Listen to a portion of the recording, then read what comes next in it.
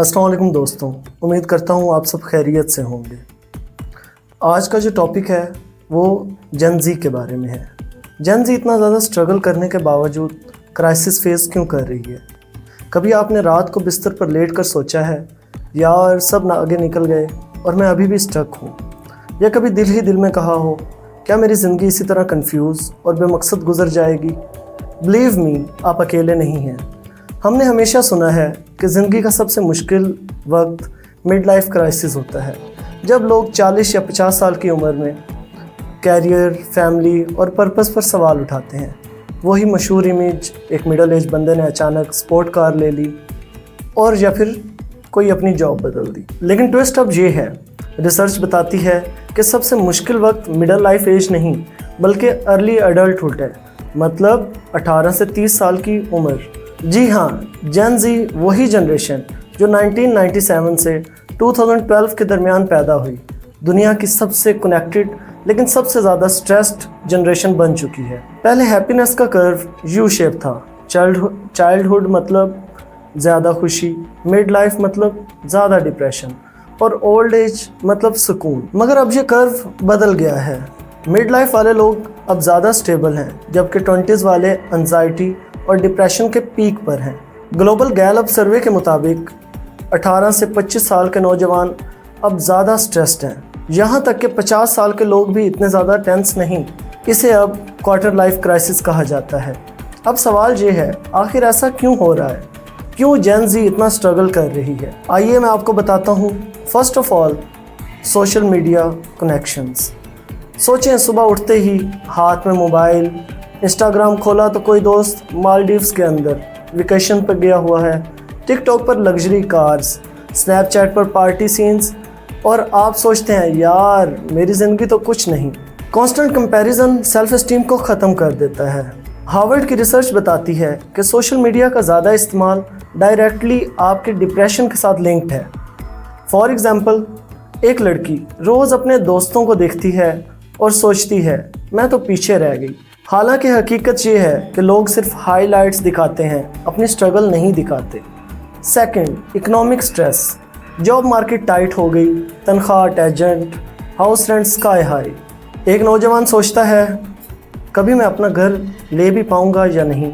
World bank data के मुताबिक आज के नौजवानों की सोशल सिक्योरिटी, फाइनेंशियल सिक्योरिटी उनके वालिदैन की निस्बत बहुत कम है। एक 24 साल का ग्रेजुएट लड़का सिर्फ अपने महीने का रेंट दे सकता है और उसके बाद उसकी जेब खाली और वो ज़ीरो हो जाता है। Third one is loneliness epidemic. Friend list तो हज़ारों में है, कॉन्टैक्ट्स बहुत सारे, लेकिन जब दिल बोझल हो जाए तो बात करने वाला कोई नहीं होता। WHO का डाटा बताता है कि लोनलीनेस आजकल स्मोकिंग से ज़्यादा ख़तरनाक हो चुकी है। इससे हेल्थ रिस्क बहुत ज़्यादा बढ़ चुका है। एक लड़का 6 से 5 बजे तक गेमिंग करता है ऑनलाइन, दोस्त बहुत हैं, लेकिन जब वो बीमार हो जाता है तो उसे हॉस्पिटल ले जाने वाला कोई नहीं। ये जनरेशन हाइपर कनेक्टेड है बट डीपली लॉनली जनरेशन है। Fourth one is sleep disruption. पूरी रात नेटफ्लिक्स देखना, मिडनाइट स्क्रॉलिंग, 3 बजे तक चैट करना। नतीजा क्या होता है? नींद ख़राब हो जाती है। Lack of sleep is equal to anxiety and depression. Anxiety और डिप्रेशन का परफेक्ट फ्यूल जो है वो आपकी नींद का ख़राब होना है।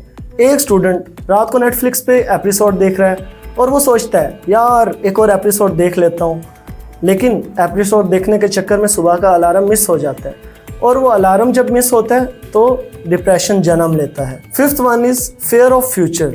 क्लाइमेट चेंज हो रहा है, जंगें, पॉलिटिकल केओस, AI जॉब्स को रिप्लेस कर रहा है। न्यूज़ ओपन करो तो हर तरफ अंधेरा ही नज़र आता है। एक 22 साल नौजवान जब ये चीज़ें देखता है, अगर दुनिया ही ख़त्म हो रही है तो मुझे प्लान करने की क्या ज़रूरत है, उसके अंदर होपलेसनेस जन्म लेती है।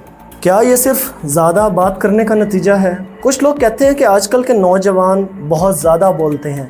पहले लोग अपनी बातें छुपाया करते थे।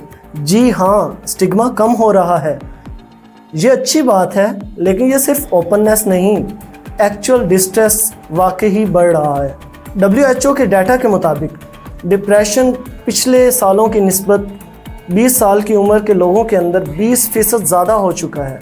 सोचें, जवानी जो सबसे ज़्यादा ब्राइट टाइम होता है वही सबसे ज़्यादा बोझल बन गया है। एक जवान रात को लेटता है, सोचता है, एम आई फेलिंग? क्या मैं स्टक हो चुका हूँ? क्या मेरी ज़िंदगी एक ही जगह रुक चुकी है? ये सिर्फ एक शख्स का सवाल नहीं, ये पूरी जनरेशन की आवाज़ है। अब आइए इसके हल की तरफ जाते हैं। इस नाउमीदी को किस तरह दूर किया जा सकता है?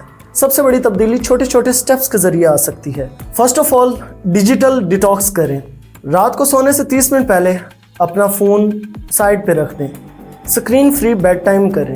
फॉर एग्ज़ाम्पल, रात को जब आप सोने लगें तो किसी दूसरे कमरे में अपने फ़ोन को रख दें।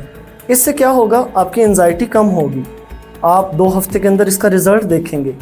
आपका डिप्रेशन कम होने लग जाएगा। सेकेंड वन इज़, अपनी स्लीप रूटीन को सही करें। Fix up your sleep time, fix up your morning and nights. आपका रात को सोना, सुबह जल्दी जागना आपको बेहतर बना सकता है। याद रखें, डिप्रेशन और एंजाइटी 30% उन लोगों में ज़्यादा होती है जो कि अपना स्लीप पैटर्न डिस्टर्ब कर चुके होते हैं।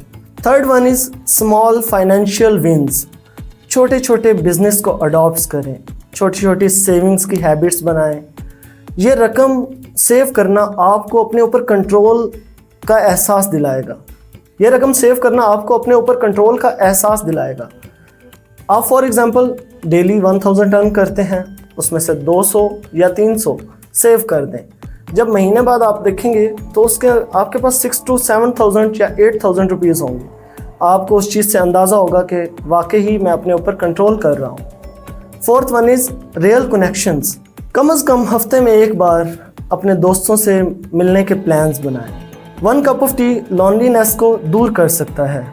फॉर एग्ज़ाम्पल, अपने दोस्तों को कहें, यार आज रात हम लोग मिलेंगे, हम लोग चाय पियेंगे या खाना इकट्ठा खाएंगे।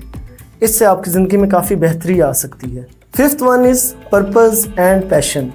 मकसद का इंतज़ार ना करें, मकसद को ख़ुद बनाएं। छोटे स्किल सीखें, छोटा सा प्रोजेक्ट शुरू करें।